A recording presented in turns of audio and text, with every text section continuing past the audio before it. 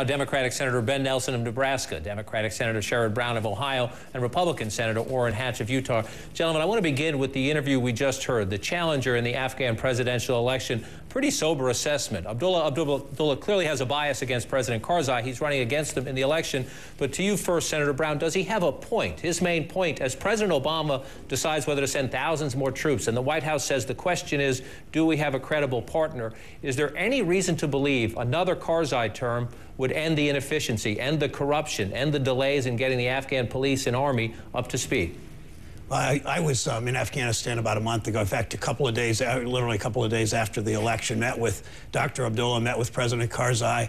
The ambassador, all of us are very concerned about corruption in that government. That's why, you know, as Dr. Abdullah pointed out, it's been 8 years of mismanagement with President Karzai. There have been 8 years of loss of focus from the Americans as we put all of our efforts, the previous administration put all of its efforts into Iraq. So those questions remain to be answered. That's why the president needs time in making this decision. The president's going to watch on how this election is conducted. We know there was massive fraud in the first election. This runoff, we hope, is significantly better. I think international observers have learned some things, but it's frankly too early to tell. But that's why the president needs the time he's taking, listening to advisors, talking to Abdullah and Karzai, and all that he needs to do to make this decision in the most sobering way possible. But Senator Nelson, in a perfect world, or a close to perfect world, let's assume the election goes well and there is significantly less fraud.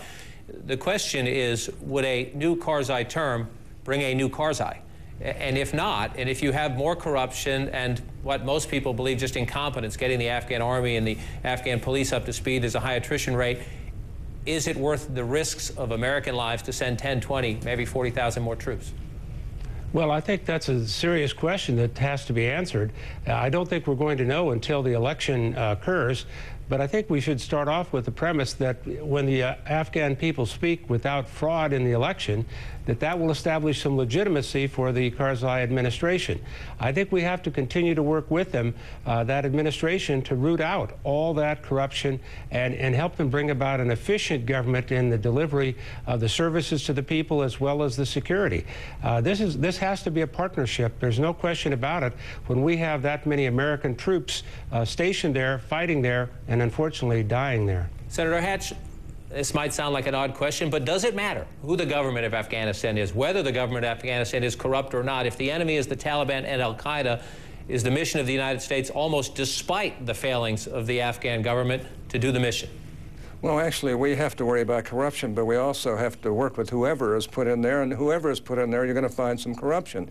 The fact of the matter is, I think we ought to rely on the handpicked general by President Obama, General McChrystal, who said that we've got to have more troops there. At the height of our counterinsurgency in Iraq, we had 150,000 troops. Here, we have 68,000 troops. And even Great Britain and England admitted that they have to do more because they increased their troops by 5%. Now, you know, they're not as large a group as ours naturally, but the fact of the matter is, if we don't support the General McChrystal, and in the end the President, I understand why these are tough decisions, but I think it's taken too long, and some people have even been, I think, hypercritical in suggesting that he's waiting till after this election because they have some tough governorships up for election. I hope that's not the case. Well, let's follow up on that point. Senator Brown says he needs this time. Senator Hatch says it's time to make this decision. Let me add in here, you're all familiar with this, the former Vice President Dick Cheney, a scathing review of the current Commander-in-Chief, President Obama, in a speech last week, saying that he's not being decisive. In fact, Mr. Cheney says he's dithering. Let's listen.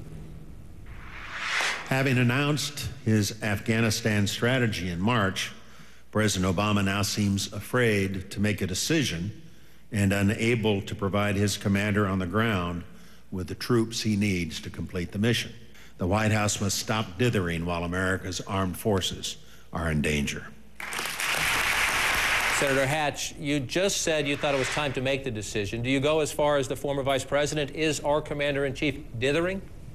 Well, I would never want to call my president dithering, and I know it's a tough position that he's in, but why not follow the advice of all of his generals, and especially General McChrystal? He handpicked him, and McChrystal's one of the best there is. He and Petraeus set up, they're the masters of counterinsurgency. They need these troops, there's no question about it, and we're exposing our young men and women over there, a number of whom have been killed. I'm not blaming the president for that, but we're exposing them without the proper help that they've just got to have.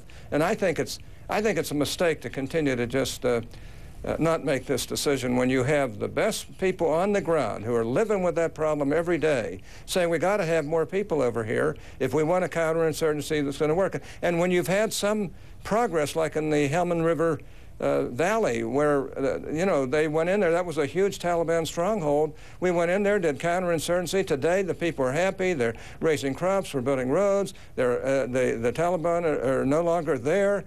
And we could do that throughout that country if we would follow the advice of the generals who are right there on the ground, risking their lives and risking our young men and women's lives over there. Senator Brown, Senator Hatch just put on the table the prospect that maybe the commander-in-chief is delaying this decision until after some very tough elections a week from Tuesday in this country. You believe there's any possibility of that?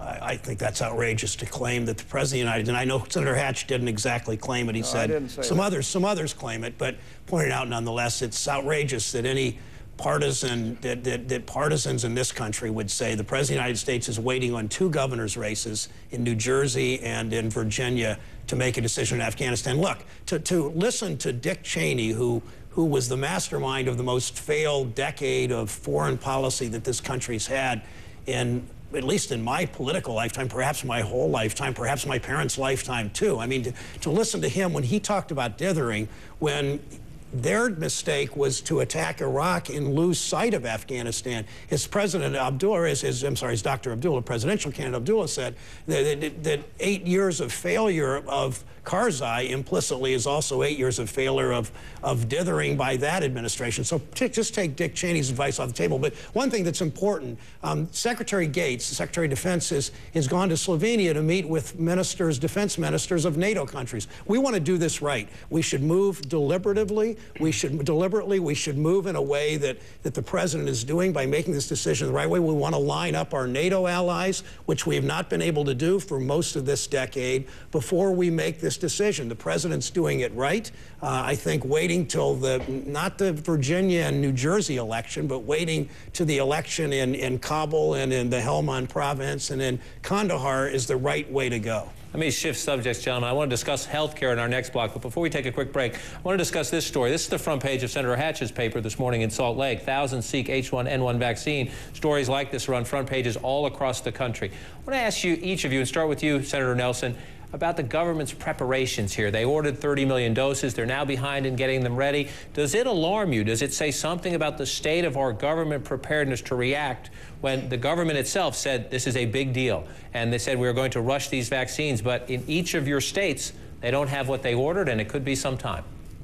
Well, I think everybody's concerned about making certain that the vaccines arrive in the states. I don't know that it says as much about the government as it says about the size of the challenge that's there for the government. That once you say, let's go, there's still a lag of time that you're going to experience. So I think they're making every move possible. I'm not hearing a lot of criticism about the government's role in this. I think it's a better indication that this is a monumental challenge, and the monumental challenge is being met. It's just there's just a longer period of time associated with it than anybody might have expected. That's nothing unusual about delays. It's just unfortunate, given the fact that this is so critically important to get the vaccine to the young people and the older people as soon as possible. And I know they're doing everything that they possibly can. You share that assessment, Senator Hatch? They're doing everything they can?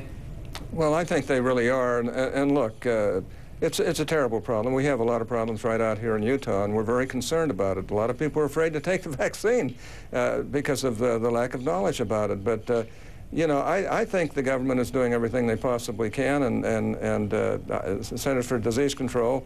It doesn't appear to be as virulent as they thought it was, but we have a number of cases here in Utah that have been pretty serious. We're going to work at a quick break. When we come back, all three of our senators on the fascinating debate here in Washington over health care and how changes passed here might affect you. Stay with us.